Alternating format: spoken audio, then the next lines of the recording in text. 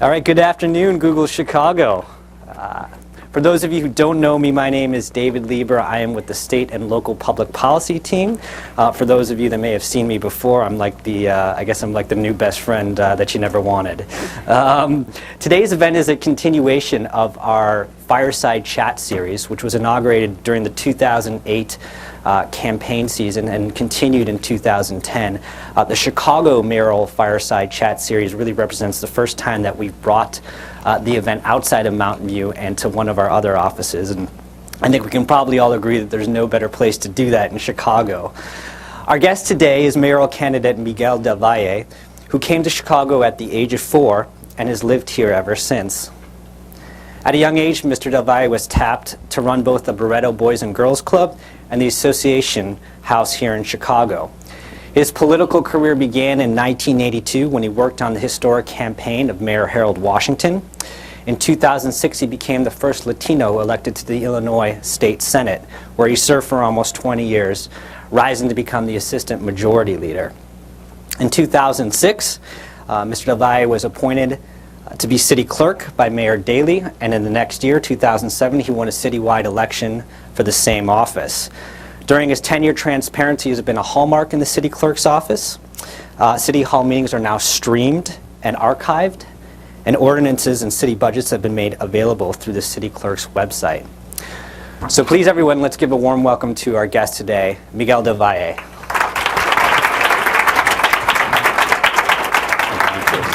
The blue sheet's for you, so start your stuff.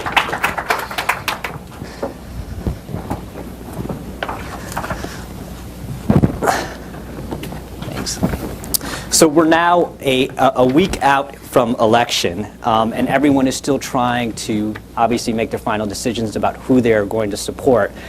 And one of the challenges I'm sure everyone has, particularly those who are undecided, is how to distinguish one candidate from another. So the question for you is, what distinguishes you from other candidates, and why are you the right choice for mayor? Well, it is a challenge for people to distinguish because we still have a system that, because of funding, puts some candidates at a disadvantage. And that's why I continue to advocate for campaign finance reform, because we can't have a strong democracy if only millionaires and people with access to large campaign contributions are the only ones who can run for office.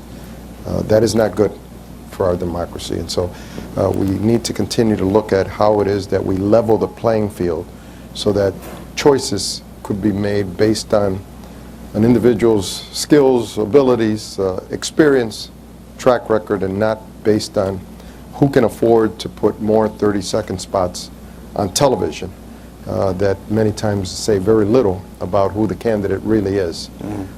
So having said that,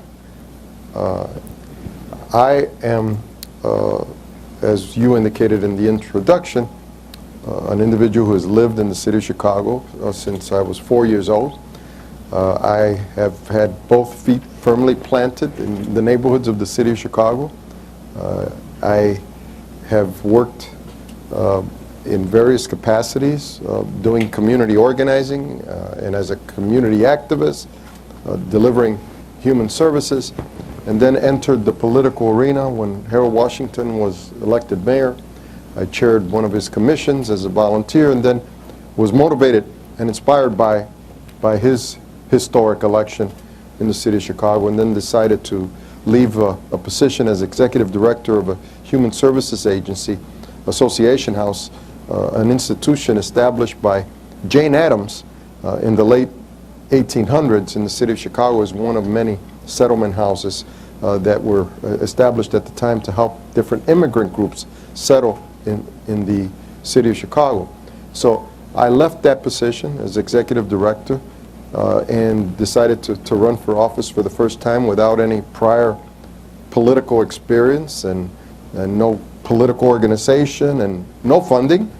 We were able to win an election where I challenged an 8-year incumbent in the state Senate, who was at that time the chairman of the Senate Transportation Committee and an individual very much connected with the local political machine. So I served in the Illinois Senate for 20 years. During the 20 years in the Illinois Senate, I was a member of the Senate Appropriations Committee and dealt with budgets 4, 5, 6 times the size of the city budget, both on the operating side as well as on the capital side. So I have plenty of experience dealing with fiscal matters. And then, of course, sponsored lots of major pieces of legislation during that period. And then went on to become city clerk, where then I've been an administrator more than anything else, even though the city clerk's office is one of 3 citywide elected positions in the city of Chicago. You have mayor, city clerk, and city treasurer. It is more of an administrative function. We're basically the keepers of the record of the legislative branch of city government. And we're the point of access for the public to that record. And one of the things I did when I came in was develop and establish an electronic document management system. Would you believe that in the city of Chicago, a world-class city, things were done by paper. Journals, etc., produced by paper. And so we've modernized the office. We've used technology to bring the council closer to the people, putting the city council meetings online, doing live webcasts of those city council meetings, and we've done those types of things. So back to your question of what makes me different, my experience, my knowledge of neighborhoods in the city of Chicago, my long track record of advocacy.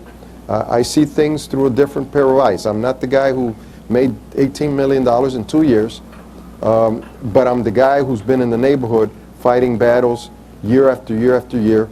And now I've decided that I want to use the authority of the mayor's office to tackle the very same issues that I've dealt with over the years. Education, the quality of public education in the neighborhoods, public safety, access to affordable housing. Those are some of the issues that I want to tackle. And I think that while I have a lot of experience, I also have the heart for the neighborhoods of the city of Chicago. And I'd like to say that we've set a tone in this campaign. From the very beginning, I said this race needs to be about the issues in the neighborhoods. It needs to be about the need for balanced growth and balanced development in the city of Chicago. It needs to be about engaging communities. It needs to be about organizing communities, because I'm a big believer in lifting communities by empowering them to organize themselves. I think the city can play a role in that. So everything we do, whether it's the police department and how it operates in the communities, and taking a CAPS program, which is the Community Alternative Policing Program, and converting that into a program that really operates as intended, which is to develop a relationship, a working relationship with individuals and community organizations and churches and other civic institutions, small businesses within the community, to take on issues of public safety. Those are the kinds of changes that I want to see. And so I think because of my extensive experience in working with neighborhoods, I'm in a better position to do that, so that we could really earn the title of world-class city. You know, some people gave us that title a long time ago, but that title is based more on what you see downtown. And what I'm saying is that for us to really, really earn that title, we need world-class neighborhoods, and that's my goal. So I wanted to build on that, because you talked about sort of being a candidate that's been involved with community activism in the neighborhoods. Your campaign slogan is "A mayor for all Chicago, for every neighborhood." Does that suggest that in a Del Valle administration that aldermen would have more authority than they do now in terms of economic development and matters concerning the ward, or less? They should have more authority on just about everything. What I want to see aldermen is move away from dealing with routine matters through the legislative process. And by the way, we're going to get there, and let me explain. Right now in the city of Chicago, if you own a small business, you're starting a small storefront operation, a bakery. I talked to a couple the other day who have started a bakery in Beverly. And you want your sign. You want to put up a sign. You want to put up an awning with your name on it. It'll take you 2 months. And in order to do that, you have to go to your alderman, and your alderman has to file an ordinance. And that ordinance has to be approved. And so it takes about 2 months because the city council meets once a month. That's an archaic process. Number one, it shouldn't have to go through the legislative system. And so why not do it administratively? You could still have the alderman sign off because the aldermen want to control what happens in their ward, and certainly on zoning matters and other kinds of matters. That's what they get elected for. You know, they're responsible for how the street looks and what goes where. So they need a role, but you can do that administratively. And then you can take that out of the legislative process and use the legislative process to deal with substance, to deal with legislation rather than ordinances, to put a stop sign here or to put residential parking zones here or there. All these things end up going through the council, and it shouldn't be like that. Now, we should have the council become a deliberative body. If it was truly a deliberative body, as it should be, then I don't think we would have had the fiasco that we had with the meter lease in the city of Chicago. You know, that was put together by the mayor's office. It was a plan. It was negotiated behind closed doors, put together, and then presented to the city council for a vote within a 2-day period. A 75-year lease where the city has given away its authority to do a whole bunch of things, including the authority to determine how many meters we're going to have in the city of Chicago. If I want to establish more bike lanes, for example, or bus lanes, because I want to reduce the flow of traffic downtown, because I want us to become a greener city, and we're concerned about air quality and a whole bunch of other things, and I want to encourage the use of public transit.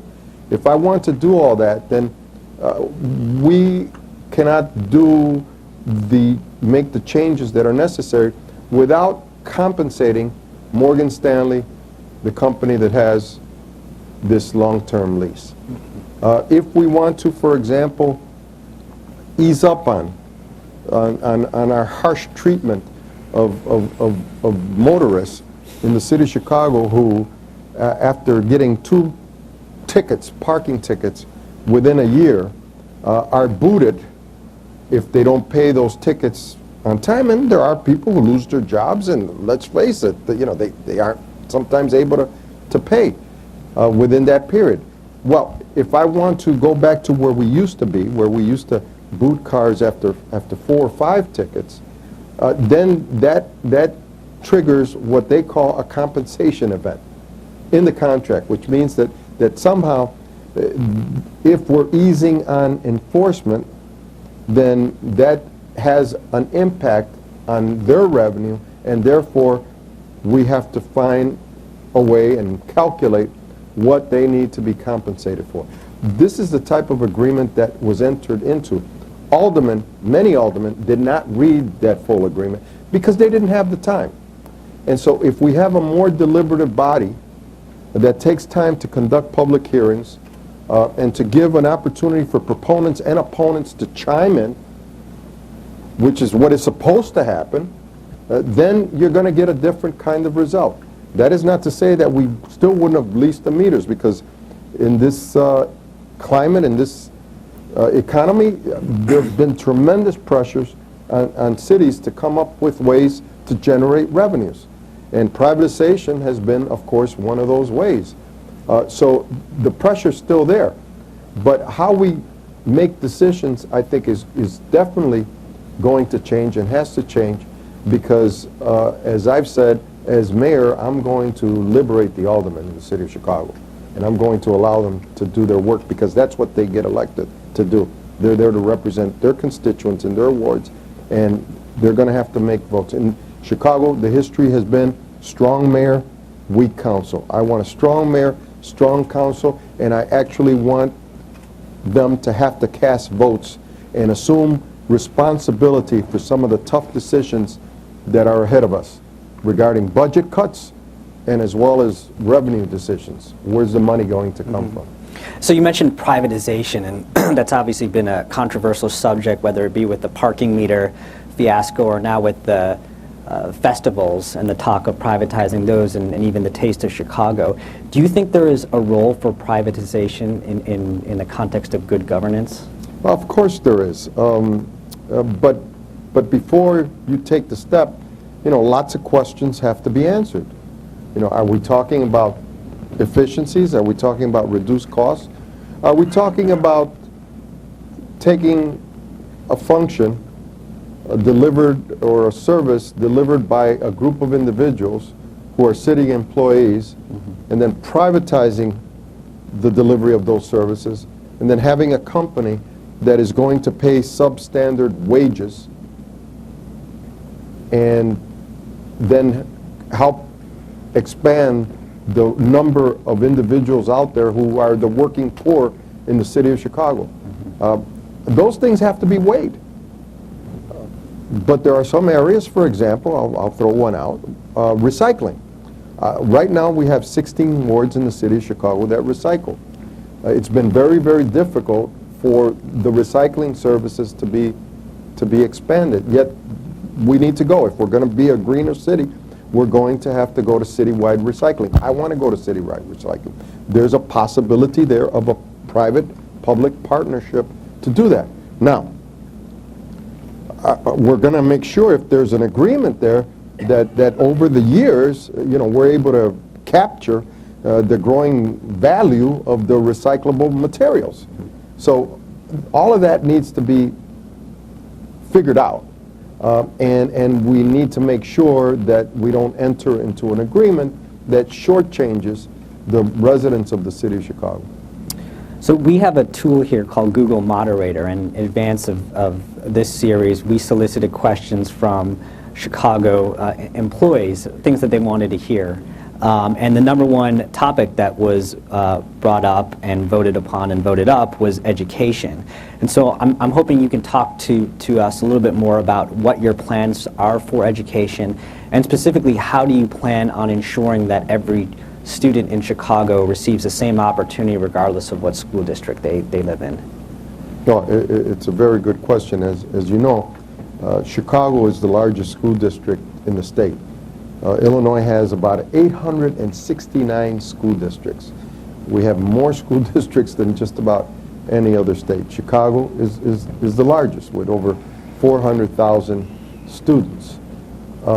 There are inequities within the overall public education system in the state of Illinois. We have a little over 2 million students in public schools in the state in those 869 school districts. And of course, we have a financing structure that relies heavily on local property taxes, too heavily. And we've argued for a long time that we need to reform how we finance public education in the state of Illinois, and shift away from the reliance on local property taxes and more on the state income tax. Well, years ago I advocated for that, and when I was advocating for that shifting, I said, we ought to do it now, because the day's going to come, given the state's track record, when we're going to end up seeing an increase in the income tax, and it's not going to go for education, and we're not going to be able to do that shift because the money's going to be needed to deal with the state debt. Well, guess what's happened? That's what happened this year. There was an increase in the state income tax of 2%. It's for 4 years, and then it'll drop back down to 3.75%.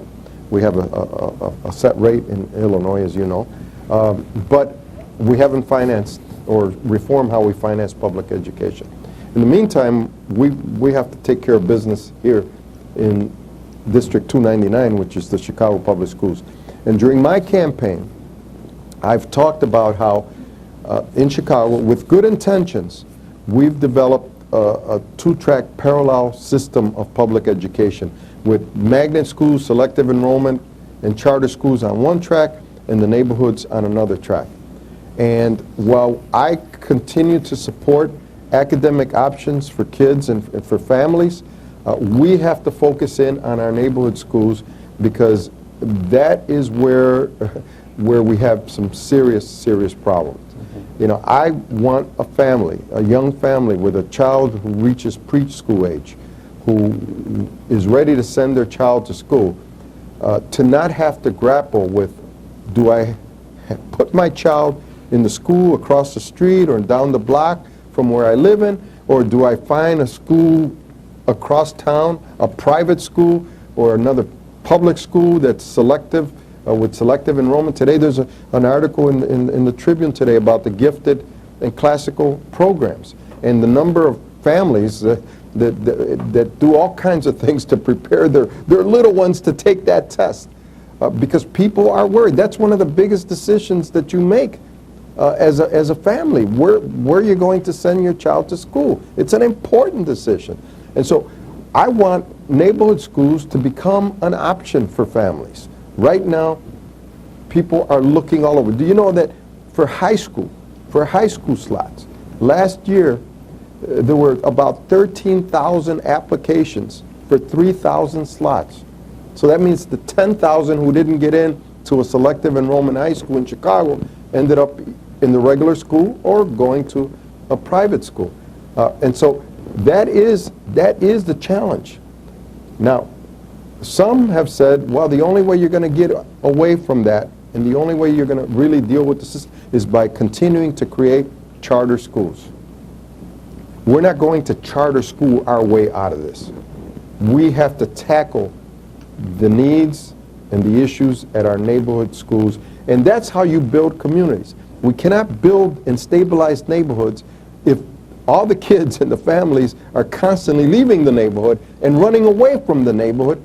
How do you stabilize communities? I see neighborhood schools as anchors for development, for stimulating all kinds of activities. That's why I want to see a community learning center at every neighborhood underperforming school.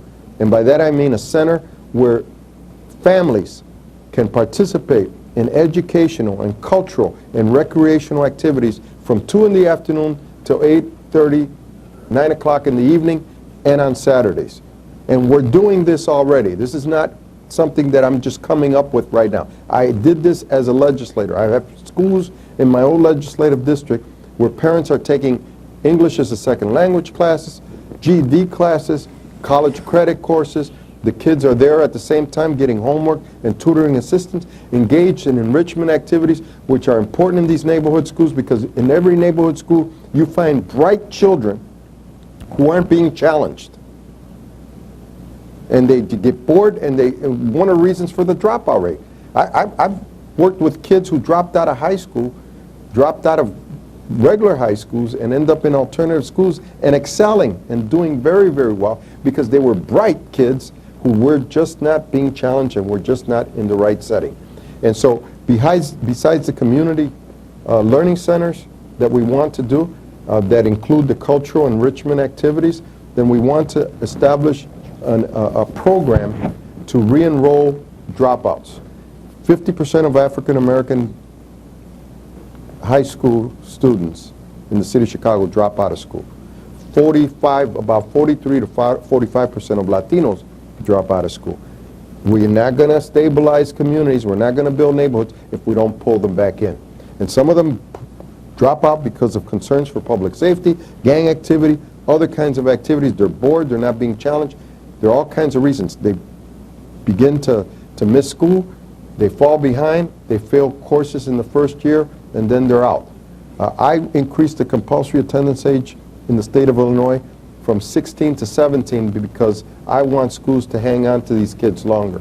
And by the way, the compulsory attendance age had not changed in the state of Illinois since the early 1900s. That's how long it had been. When the compulsory attendance age was last changed, the Cubs had won the World Series. Just to put it into proper context here. And so those kinds of changes are taking place. Also, dual credit, dual college enrollment, working with our community colleges is something that I want to see more of. So kids could take college level courses while in their junior year and senior year in high school, and then that would facilitate the transition to our community colleges or to four-year colleges. We don't do enough of that. We have to change a lot of things. We have to allow for school later on in the day. We have to be more flexible with the scheduling. A long list of things that need to be done. But it is my top priority. It's the reason, I should say it's the main reason why I decided to run for mayor. And that is to deal with the quality of public education in our neighborhoods. So Google has been on somewhat of a hiring spree lately, and we have approximately 400 employees in this Chicago office. There have been some concerns raised with the legislature's increase in the personal income taxes and corporate income taxes, that it's going to be difficult to attract and retain talent and attract and retain the next technology startup or technology company, whether that be Groupon or Google. How do you plan to ensure that Chicago continues to remain competitive as a global business hub and is able to attract and retain the best sort of talent here to build the city and to build the workforce around the city? First of all, I think we will continue to be very competitive. We have some of the best universities in the country right here. University of Chicago, Northwestern. We have a great public university, University of Illinois. And so we're going to remain very competitive. The question is, how do we create more opportunities for more people in the city of Chicago so that we're not a tale of two cities? Extreme poverty in the surrounding areas.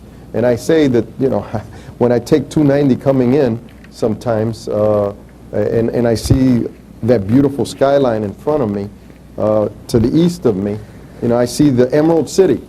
I always think of the Wizard of Oz, and what it took to get to the Emerald City. Sometimes I feel that that's what a lot of people do. How do you get to that, and how do you expand those borders so that everyone is part of that Emerald City?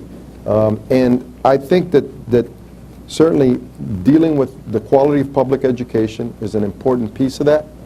I've talked to small manufacturers who want to develop advanced manufacturing here in parts of the city on the west side, and the first thing they tell me is that they're concerned about being able to find the skilled workforce. And so that's why programs like the Austin Polytech program on the west side, where they're working with a couple of manufacturers and training the kids, machinists, to deal with today's equipment. More of that needs to be done. On the tax policy side, folks, I know it's painful. I've yet to talk to a business person who says, yeah, go ahead, increase my taxes. I don't know of anyone who does that, who says that. I'm sure they're out there. But the fact of the matter is that Illinois was about to start defaulting. Providers have waited 9 months, 8 months to be paid. The only state worse than us was California. In the country, there was really no other alternative but to raise that tax. I'm glad it was done temporarily and not a permanent, even though it's the legislature, so they could always go back in 3 or 4 years and then make the tax increase permanent. I would hope that doesn't happen. But the fact of the matter is that we need to pay our bills, and I really think that this threat that's out there, and the governor of Indiana and New Jersey putting up a welcome sign and trying to lure companies away from Illinois is just not something that I think is going to play out. Sure, some people will make a decision based on that obligation, but I think Chicago is strong, and I think many parts of the state are strong, and businesses will do well here. Let's talk about something that's maybe not nearly as sexy, tax increment financing. You've talked a little bit on the campaign trail about TIF surpluses, which I think surprised a lot of Chicagoans to hear the term surplus and Chicago in the same sentence. But can you talk a little bit more about the TIF surplus and what, if anything, you might do with any TIF surplus funds? Well, first of all, we don't know what the amount is, and we're the ones, we being the city, will determine what the surplus is.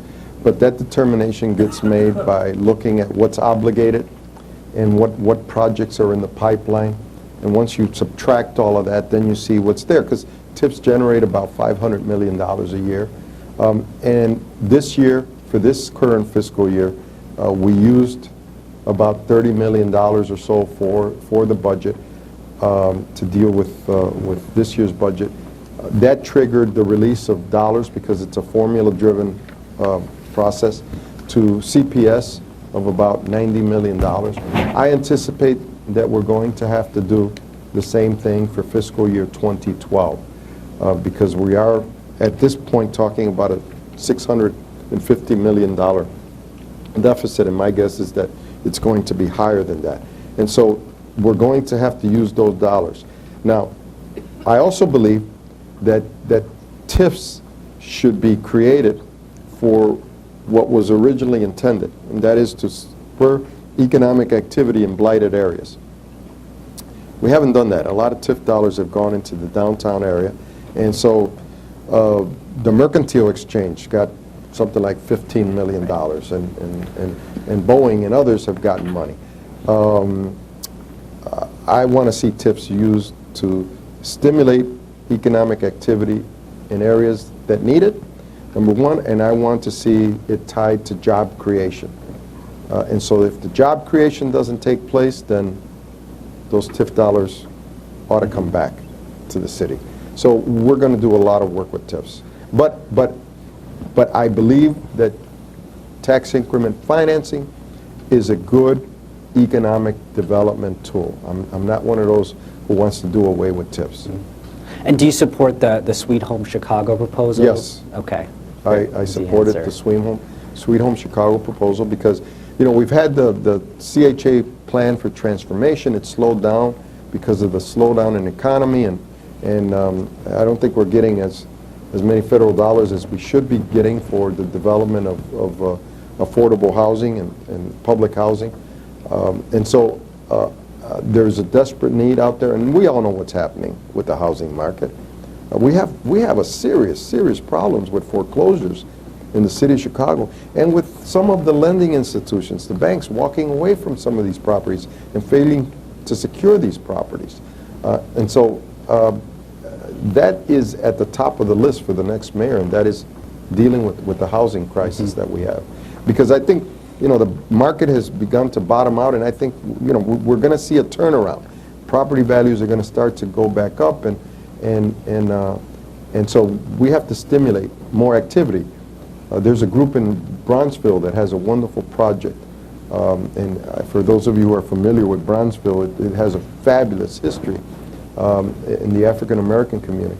And I met with them a couple of weeks ago, and they said, listen, you know, they showed me, these are all the vacant lots that the city owns. The city owns a ton of vacant lots.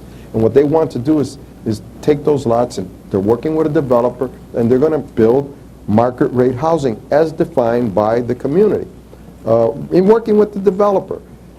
And that kind of community-driven neighborhood development is what I want to see more of in the city of Chicago. We do want to take some questions from the audience, so if you do have some questions, feel free to line up at the mic and ask anything that's on your mind. But I do want to do a quick lightning round, which I hope will be fun for you. Question here: ketchup on a Chicago hot dog, unacceptable or impeachable offense? I don't use ketchup. No ketchup? All right, that's good. I mean, that's a deal breaker for a lot of people who are going to the No one should polls. ever admit that in Chicago.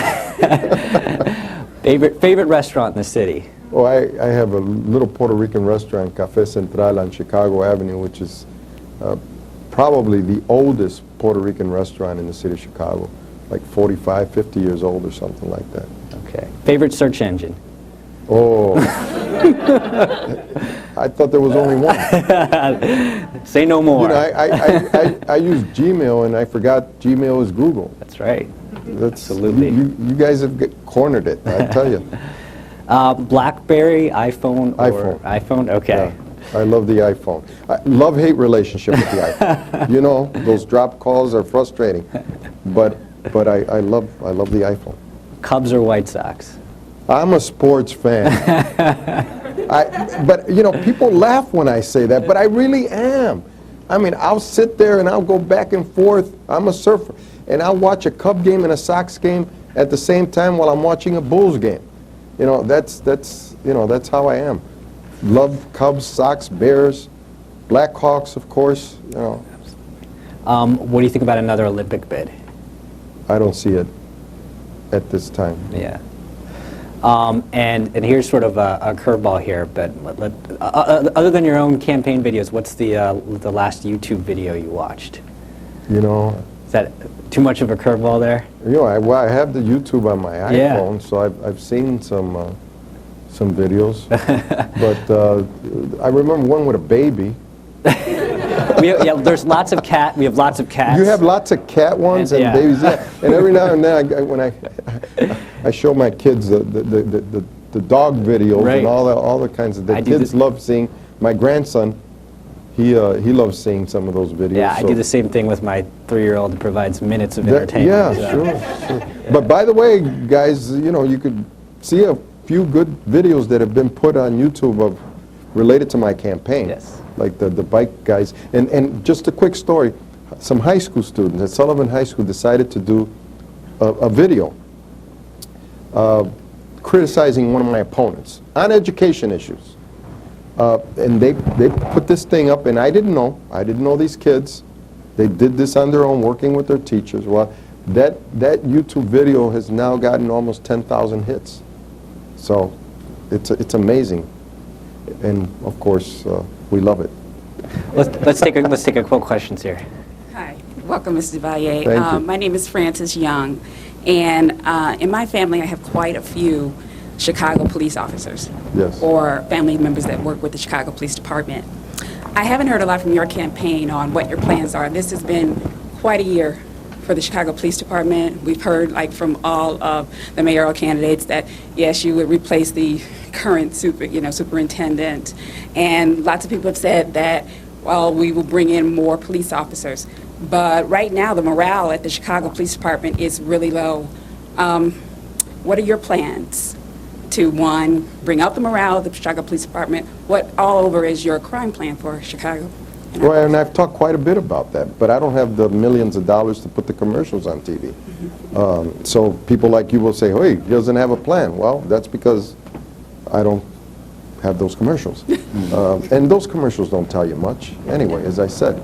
But I've talked about the need to fill vacancies, but I'm not going to pander to the Chicago Police Department by proposing, for example, that there be a discussion on residency.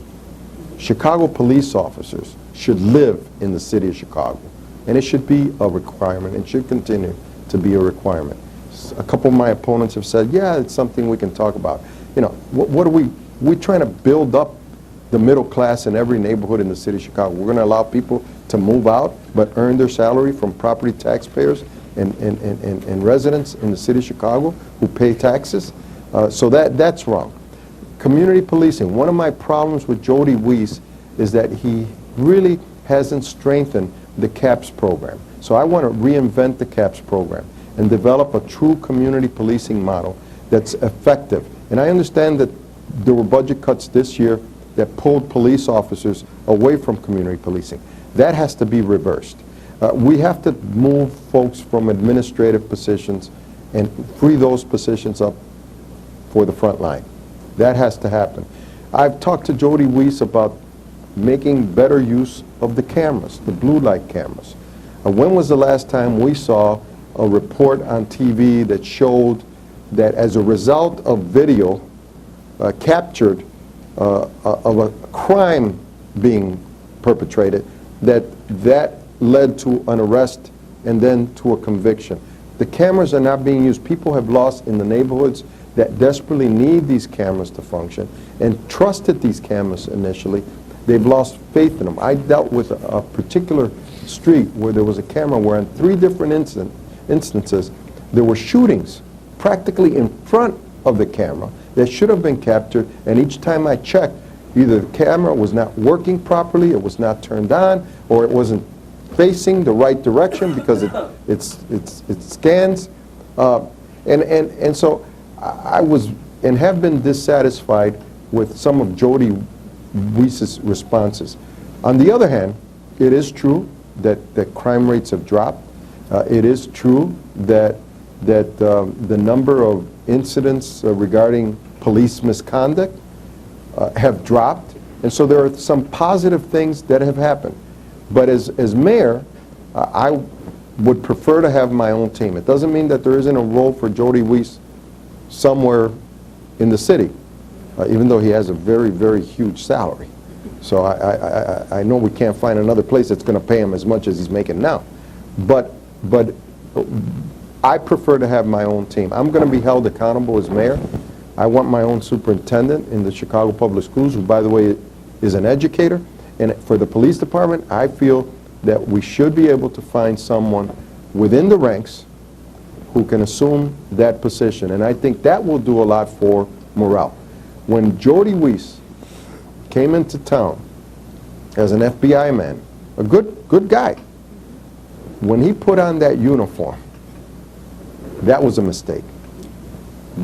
To this day, a lot of police officers resent that because he wasn't trained in the police department, he wasn't a police officer, and so he was a civilian, FBI person, and he came in and he still puts on the uniform.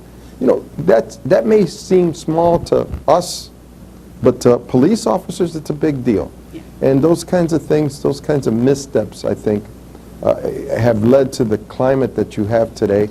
But there are a lot of good things that Jody Weiss has done. And we have to give him credit for the good things he's done. Thank you. Take one more question, and then Mr. DeVay has to be on his way. Hi, so thanks so much for coming. Just jumping back to, you were talking about the city council being a rubber stamp and so forth. And I'm lucky I live in the 32nd Ward, so I'm one of the few aldermen who voted against the parking meter deal. Scott Wagaspak. Right, yeah. And my question is, I think you're being a little too generous to say they were tied up with the minutia of doing their aldermanic duties instead of just kind of being in the pocket of daily. And I'm kind of wondering how much of talking about setting the city council free is related to their positions not being so intertwined with the patronage machine, and how much of it is the fact they're just the wrong people, or, you know, so if you were elected, how do you think that would start to change? Well, if you have the vast majority of the same people in place? Well, but I'm glad you asked that question, because we may get as many as 15, maybe more, new aldermen in this election. So a new mayor and a huge turnover in the city council presents an opportunity for us to really change the climate, change the environment, change how the city council conducts its businesses. So that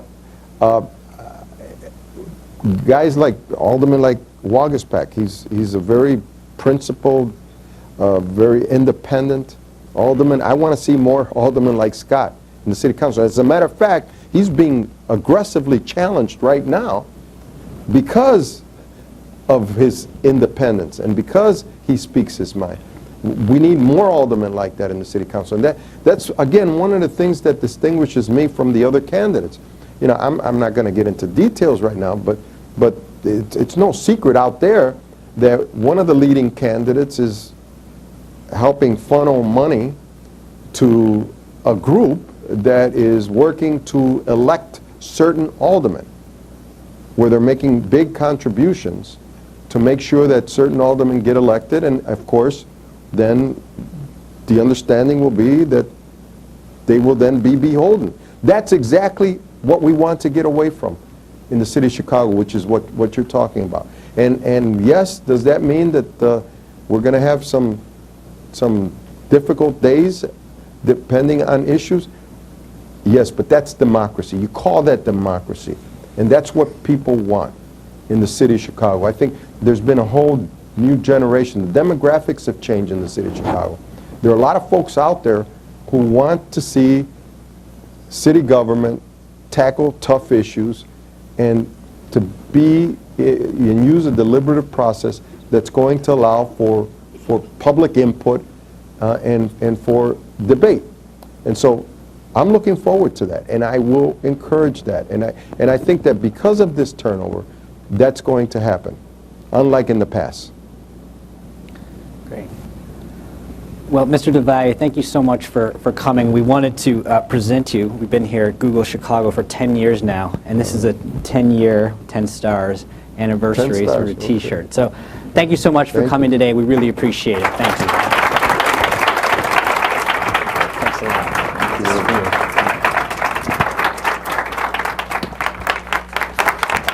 Thank you, folks.